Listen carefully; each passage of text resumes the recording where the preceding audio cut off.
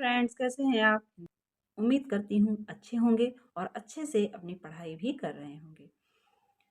तो फ्रेंड्स, हिंदी साहित्य की इस क्लास में आपका बहुत बहुत स्वागत है, जहाँ पर हम आचार्य रामचंद्र शुक्ल द्वारा लिखित हिंदी साहित्य का इतिहास विस्तार से पढ़ रहे हैं। तो इस मूल पुस्तक के अध्ययन में हमारा अध्ययन आधुनिक काल तक पहुँच गया है, जिसमें हम काव्यखंड की नई धारा को पढ़ रहे थे। इसमें हमने कई कवियों को पढ़ लिया था और आज हम पढ़ने वाले हैं अंबिकादत्त व्यास को। इस पुस्तक के सभी वीडियोस चैनल पर उपलब्ध हैं, आप जाकर देख सकते हैं और नोट्स वगैरह तैयार कर सकते हैं। तो आइए देखते हैं आगे। पंडित अंबिकादत्त व्यास। व्यास जी ने नए नए विषयों पर भी कुछ फुटकल कविताएं रची हैं, जो पुरानी पत्रिकाओं में निकली हैं। व्यास जी ने नए नए विषयों पर भी कुछ फुटकल रचनाएं की हैं, कविताएं लिखी हैं, जो पुरानी पत्रिकाओं में निकली थी। एक बार उन्होंने कुछ बेतुके पद्य भी आजमाइश के लिए बनाए थे, पर इस प्रयत्न में उन्हें सफलता नहीं दिखाई पड़ी। कुछ पद्य भी उन्होंने बनाए थे, पर इसमें उनको कोई सफलता दिखाई नहीं पड़ी, क्योंकि उन्होंने हिंदी का कोई प्रचलित छंद लिया था और बेतुके पद्य बनाए थे, परंतु इसमें उन्हें कोई सफलता दिखाई नहीं पड़ी। भारतेंदु के सहयोगियों की बात यहीं समाप्त कर अब हम उन लोगों की ओर जाते हैं जो उनकी मृत्यु के उपरांत मैदान में आए। अब भारतेंदु के जितने सहयोगी थे, जितने कवि थे भारतेंदु मंडल के, उनकी बात यहीं समाप्त होती है। अब भारतेंदु के बाद जो कवि मैदान में आए, उनकी बात यहाँ पर की जा रही है, और जिन्होंने काव्य की भाषा और शैली में भी कुछ परिवर्तन उपस्थित किया, और जिन कवियों ने जो काव्य की भाषा शैली थी उस पर भी काफी हद तक प्रभाव डाला। भारतेंदु के सहयोगी लेखक यद्यपि देश काल के अनुकूल नए नए विषयों की ओर प्रवृत्त हुए, भारतेंदु के जो सहयोगी लेखक थे वो देश काल वातावरण जैसा था उसके अनुरूप नए नए विषयों की ओर प्रवृत्त हुए। नए नए विषयों पर उन्होंने कविताएं लिखी, पर भाषा उन्होंने परंपरा से चली आती हुई ब्रजभाषा ही रखी, पर उन्होंने भाषा में परिवर्तन नहीं किया। जो परंपरा से चली आती हुई भाषा थी ब्रजभाषा, जिसमें साहित्य की रचना बहुत दिनों से होती आ रही थी, उसी भाषा को उन्होंने भी अपनाया।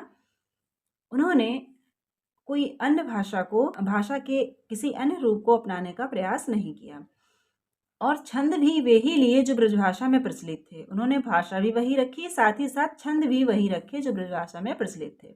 पर भारतेंदु के गोलोकवास के थोड़े ही दिनों पीछे भाषा के संबंध में नए विचार उठने लगे।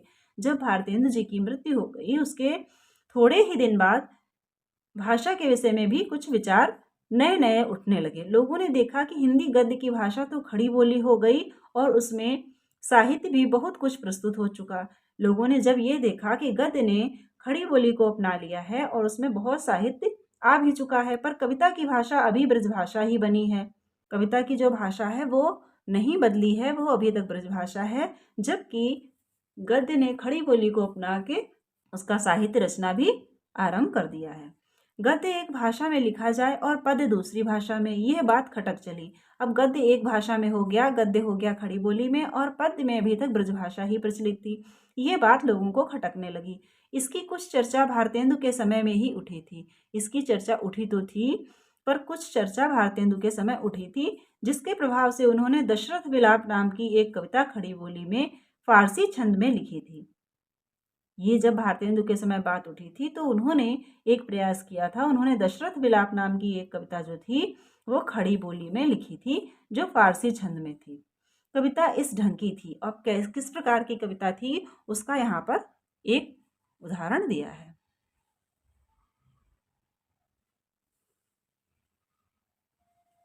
कहाँ हो ए हमारे राम प्यारे, किधर तुम छोड़कर हमको सिधारे, बुढ़ापे में है दुख भी देखना था, इसी को देखने को मैं बचा था। ये कविता राजा शिव प्रसाद को बहुत पसंद आई थी और इसे उन्होंने अपने गुटका में दाखिल किया था। ये कविता राजा शिव प्रसाद जी को बहुत पसंद आई थी, उन्होंने इसे अपने गुटका में शामिल किया था।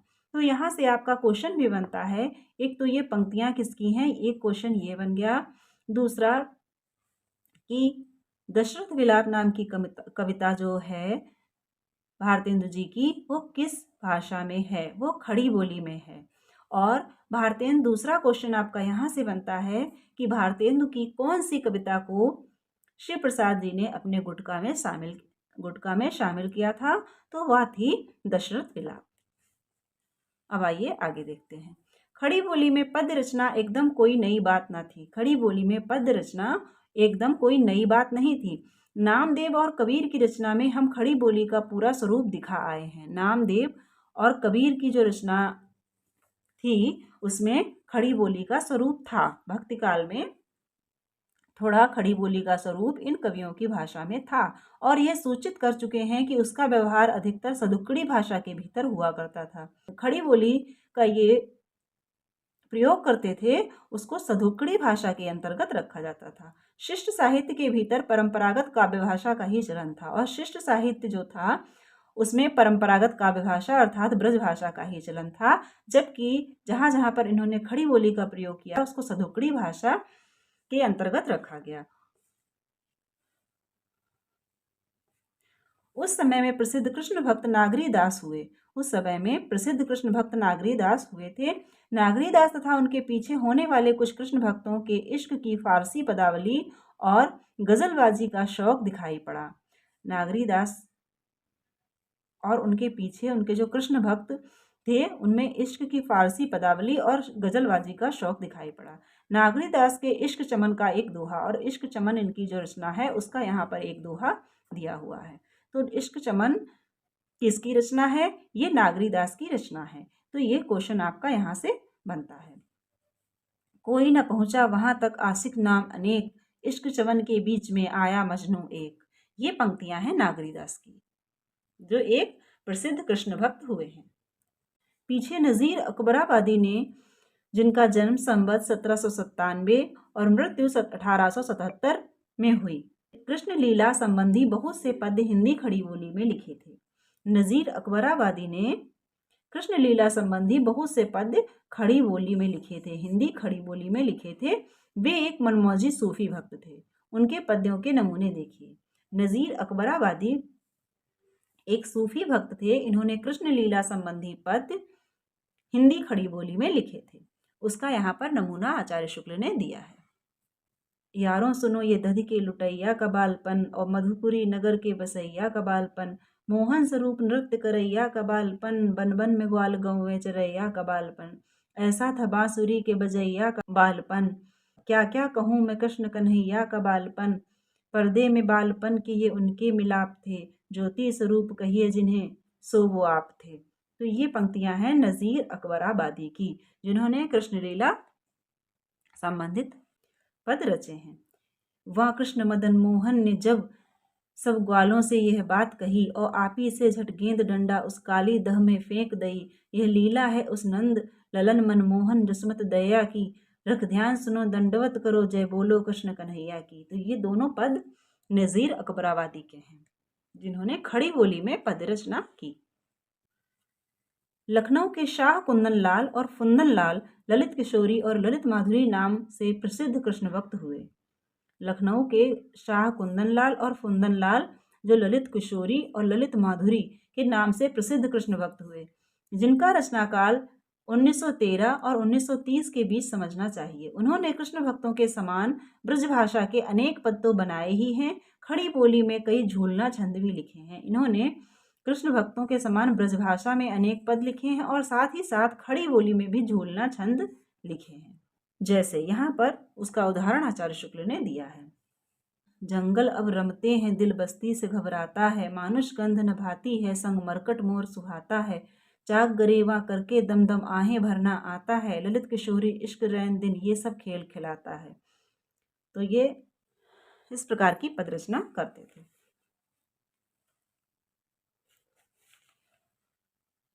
इसके उपरांत लावनीवाजों का समय आता है। इसके उपरांत लावनीवाजों का समय आता है। कहते हैं कि मिर्जापुर में तुकनगिरी गोसाई ने सदुक्कड़ी भाषा में ज्ञानोपदेश के लिए लावनी की लय चलाई। सदुक्कड़ी भाषा में ज्ञानोपदेश के लिए इन्होंने लावनी की लय चलाई, लावनी का प्रयोग किया। लावनी की बोली खड़ी बोली रहती थी। लावनी की जो बोली थी वो खड़ी बोली होती थी। तुकनगिरी के दो शिष्य रिसालगिरी और देवी सिंह प्रसिद्ध लावनीबाज हुए।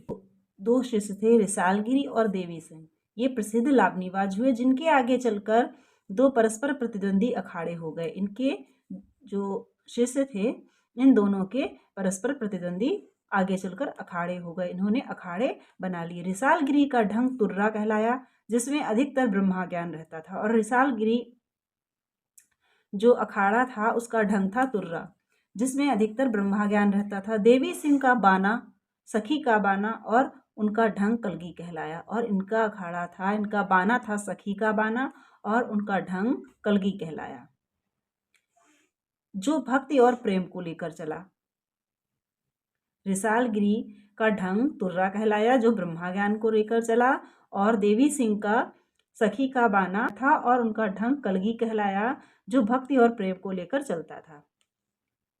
लावनीबाजों में काशीगिरी उपनाम बनारसी का बड़ा नाम हुआ। लावनीबाजों में काशीगिरी, जिनका उपनाम बनारसी था, इनका बड़ा नाम हुआ।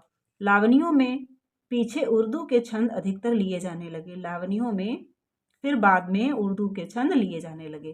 ख्याल को भी लावनी के ही अंतर्गत समझना चाहिए। ख्याल जो है इसको भी लावनी के अंतर्गत ही समझना चाहिए, जाना जाना चाहिए।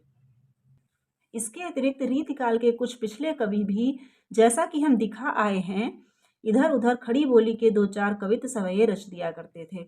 और कभी कभी रीतिकाल के जो बाद के कवि हैं वे भी एक दो खड़ी बोली के कवित्त सवैये रच दिया करते थे। तो खड़ी बोली जो थी आधुनिक काल में एकदम नई नहीं थी, काव्य के लिए एकदम नई नहीं थी। ये कहीं न कहीं कुछ न कुछ इसका रूप पीछे से चला आ रहा था। उधर लावनीबाज और ख्यालबाज भी अपने ढंग पर कुछ ठेठ हिंदी में गाया करते थे।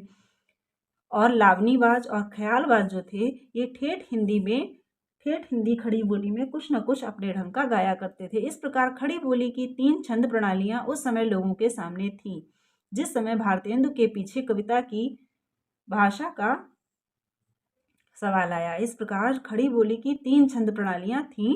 जब भारतेंदु की मृत्यु के पश्चात कविता की भाषा का सवाल उठा कि ये भाषा खड़ी बोली होनी चाहिए कि ब्रज भाषा। भाषा का सवाल लोगों के सामने आया। हिंदी के कवित्त सवैया की प्रणाली, उर्दू छंदों की प्रणाली और लावनी का ढंग। उस समय भारतेंदु के बाद जब भाषा का सवाल उठा तो उस समय 3 प्रणालियां प्रचलित थीं। एक कवित्त सवैया की प्रणाली, दूसरी उर्दू छंदों की प्रणाली और तीसरी थी लावनी का ढंग। संवत 1943 में पंडित श्रीधर पाठक ने इसी पिछले ढंग पर एकांतवासी योगी खड़ी बोली पद्य में निकाला, और इसी पिछले ढंग पर ही श्रीधर पाठक ने एकांतवासी योगी की रचना की।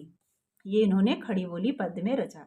इसकी भाषा अधिकतर बोलचाल की और सरल थी। इसकी भाषा बोलचाल की जो प्रचलित भाषा थी वो थी और सरल थी। आज रात इससे परदेशी, चल कीजिए विश्राम यहीं, जो कुछ वस्तु कुटी में मेरे, करो ग्रहण संकोच नहीं। तृणशैया और अल्प रसोई, पाओ स्वल्प प्रसाद, पैर पसार चलो निद्रा लो, मेरा आशीर्वाद। प्राण प्यारे की गुणगाथा, साधु कहाँ तक मैं गाऊं, गाते गाते चुके नहीं वह, चाहे मैं ही चुक जाऊं। तो ये श्रीधर पाठक की एकांतवासी योगी जो रचना है इनकी खड़ी बोली पद्य में, उससे ली गई है।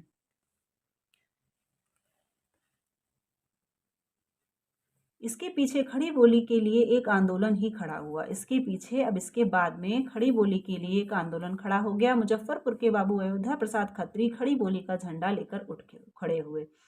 अयोध्या प्रसाद खत्री जो कि मुजफ्फरपुर के थे, खड़ी बोली के समर्थन में झंडा लेकर खड़े हुए। संवत 1945 में उन्होंने खड़ी बोली आंदोलन की एक पुस्तक छपाई, जिसमें उन्होंने बड़े जोर शोर से यह राय जाहिर की कि अब तक जो कविता हुई वह तो ब्रजभाषा की थी। अब इन्होंने यही कह दिया अपनी पुस्तक खड़ी बोली जो इन्होंने संवत 1945 में छपवाई, उसमें इन्होंने क्या कह दिया कि अब तक की जो कविता हुई वह ब्रजभाषा की थी, हिंदी की नहीं। इन्होंने पिछली जो काव्य रचना थी उनको हिंदी रचना कहने से ही इनकार कर दिया। हिंदी में भी कविता हो सकती है। वे भाषा तत्व के जानकार न थे, हिंदी में कविता हो सकती है ये इन्होंने कहा, और कहा कि अब तक की जितनी कविता है वो सब ब्रजभाषा में है, तो वो हिंदी के अंतर्गत नहीं आएगी, वह हिंदी की कविता नहीं है। वे भाषा तत्व के जानकार न थे, उनकी समझ में खड़ी बोली ही हिंदी थी। उन्हें भाषा तत्व की जानकारी न थी, इसलिए वे खड़ी बोली को ही हिंदी समझते थे। अपनी पुस्तक में उन्होंने खड़ी बोली पद्य की 5 स्टाइलें कायम की। खड़ी बोली पद्य की 5 स्टाइलें किसने बताई हैं? बाबू अयोध्या प्रसाद खत्री ने। ये यहाँ से आपका क्वेश्चन बन सकता है। 5 स्टाइलें कायम की, जैसे मौलवी स्टाइल, मुंशी स्टाइल, पंडित स्टाइल और मास्टर स्टाइल। उनकी पोथी में ये 5 स्टाइलें, खड़ी बोली पद्य की 5 स्टाइलें किसने दी? तो ये दी हैं अयोध्या प्रसाद खत्री ने। उनकी पोथी में और पद्यों के साथ पाठक जी का एकांतवासी योगी भी दर्ज हुआ। जो और पुस्तकें थीं, उनके साथ साथ पाठक जी का एकांतवासी योगी भी उनकी पुस्तक में शामिल हुआ। और कई लोगों से भी अनुरोध करके उन्होंने खड़ी बोली की कविताएं लिखाईं और कई लोगों से अनुरोध करके उन्होंने खड़ी बोली की कविताएं लिखवाईं। विशेष रूप से चंपारण के प्रसिद्ध विद्वान और वैद्य पंडित चंद्रशेखर धर्मिष्ठ, जो भारतेंद्र जी के मित्रों में थे, संस्कृत के अतिरिक्त हिंदी में भी बड़ी सुंदर और आशु कविता करते थे। चंपारण के प्रसिद्ध विद्वान कौन थे? पंडित चंद्रशेखर धर्मिष्ठ, जो भारतेंद्र जी के मित्रों में थे और ये संस्कृत के साथ साथ हिंदी के भी अच्छे कवि थे। मैं समझता हूँ कि हिंदी साहित्य के आधुनिक काल में संस्कृत वृत्तों में खड़ी बोली के कुछ पद्य पहल मिश्र जी ने ही लिखे। आधुनिक काल में संस्कृत वर्ण वृत्तों पर जो कुछ पद लिखे हैं वो सबसे पहले इन मिश्र जी ने ही लिखे हैं। बाबू अयोध्या प्रसाद जी उनके पास भी पहुंचे। बाबू अयोध्या प्रसाद खत्री जी इनके पास भी पहुंचे और कहने लगे, लोग कहते हैं कि खड़ी बोली में अच्छी कविता नहीं हो सकती। और कहने लगे कि खड़ी बोली में लोग कहते हैं अच्छी कविता नहीं हो सकती, क्या आप भी यही कहते हैं? यदि नहीं तो मेरी सहायता कीजिए। उनसे इन्होंने ये सवाल रखा कि यदि आप ऐसा नहीं मानते हैं कि खड़ी बोली में अच्छी कविता नहीं हो सकती तो आप मेरी सहायता करें। उक्त पंडित जी ने कुछ कविता लिखकर उन्हें दी, जिसे उन्होंने अपनी पोथी में शामिल किया। फिर उन पंडित जी ने, चंद्रशेखर धर्मिष्ठ ने, इनको कुछ कविता लिख के दी, जिसे उन्होंने अपनी पोथी में शामिल किया। इसी प्रकार खड़ी बोली के पक्ष में जो राय मिलती वह भी उसी पोथी में दर्ज होती जाती। इस प्रकार जो लोग खड़ी बोली के पक्ष में होते उन सब की भी रचनाएं, कविताएं, राय उसी पोथी में दर्ज हो जाती। धीरे धीरे एक बड़ा पोथा हो गया, जिसे बगल में दबाए वे जहाँ कहीं हिंदी के संबंध में सभा होती जा पहुँचते। और इस प्रकार ये इनकी पुस्तक, ये इनकी पोथी बहुत मोटी हो गई, जिसको बगल में दबाए वो हिंदी के समर्थन में जहाँ कहीं सभा होती वहाँ जाते। यदि बोलने का अवसर ना मिलता या कम मिलता तो वे बिगड़ कर चल देते थे। यदि उन्हें बोलने का अवसर ना मिलता या अवसर कम मिलता, कम समय मिलता, तो वे बिगड़ जाते थे और बिगड़ कर वहाँ से चल देते थे। इस प्रकार के समर्थक थे अयोध्या प्रसाद खत्री जी, जो कि काव्य भाषा में खड़ी बोली के समर्थक थे। तो आज यहीं तक, इससे आगे देखेंगे हम अगले वीडियो में। तब तक के लिए वीडियो अच्छा लगे तो लाइक कर दीजिए, शेयर कर दीजिए अपने फ्रेंड्स में, और चैनल पर नए हैं तो सब्सक्राइब करके बेल आइकन ज़रूर प्रेस कर दें, ताकि इसी प्रकार के वीडियोस आपको आगे भी मिलते रहें।